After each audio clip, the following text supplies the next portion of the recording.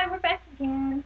We just finished frying our scallops. They're nice and brown on each side. Uh, they are kind of round and cylindrical, so try to get just the tops, but you can do the sides as well. I like to press them down a little bit in order to get them a nice even fry. There we go. They're nice and good. And what we're going to do is we're going to add our spices now. The best way to add spices is to put them in your hand. I'll see if I can get this open. There we go. So put a little bit in your hand. Again, cooking isn't so much as a fine art where you have to measure everything out.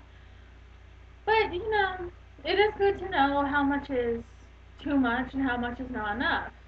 But mostly cooking goes by taste. It's not like baking where you have to be precise in order to get it correctly right. So what you do is you put a little bit in your hand. I just put about a teaspoon. And then you want to rub it together and then let it go into your meal. Just like that. That was a teaspoon of the garlic powder. And here we go. We're going to do some parsley. And we're going to do about a teaspoon of this as well. And we're going to, again, roll it in our hands and let it get on our meal that way.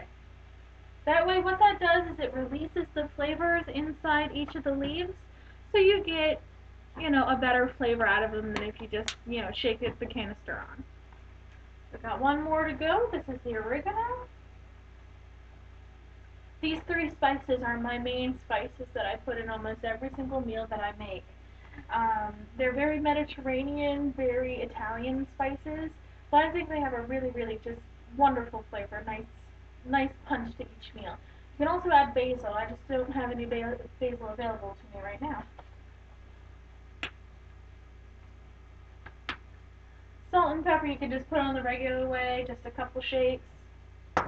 Try not to use a lot of salt only because your teriyaki sauce has salt already in it. So if you put too much salt, you run the risk of having high blood pressure and, all the bad things that come with too much salt. I like to shake it into my hand so at least I know how much I'm sticking in there. Okay?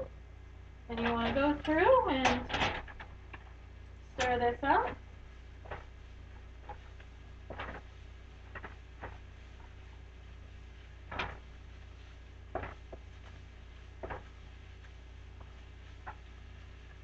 Alright, we're going to start throwing some things in. We're going to start with the kale. Now another interesting thing about scallops is they have a nice buttery flavor to them. So you might think, when you're cooking them up, you're going to smell the smell of butter even though you didn't add any in there. It's not because it has butter in it, it's because it has a nice buttery flavor to it. Which makes it a really good, nice summer dish. An alternative to those people who love butter. The kale is going to cook down because it does wilt when it gets cooked.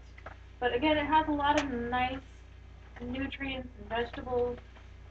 It's a very high in fiber vegetable, so you're going to feel real good after this. And then we're going to be putting in, we're going to be putting in the mushrooms next. Try to clear a spot for the mushrooms. You don't really want to have them touching so they can saute nicely. You can saute them before when you're sauteing your plants, but I like to put them in when I put in the rest of the vegetables so they don't get too overcooked. Again, we're just going to keep on mixing because we don't want anything to burn. So we're going to keep on mixing. I did turn the stove down to a medium level. At a medium, we have a more controlled cooking than you do at a high level. Almost all your cooking should be done on the medium level unless you are frying up some steak.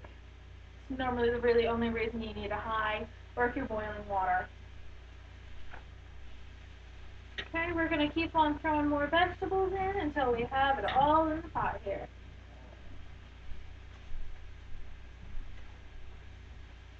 It's looking very good.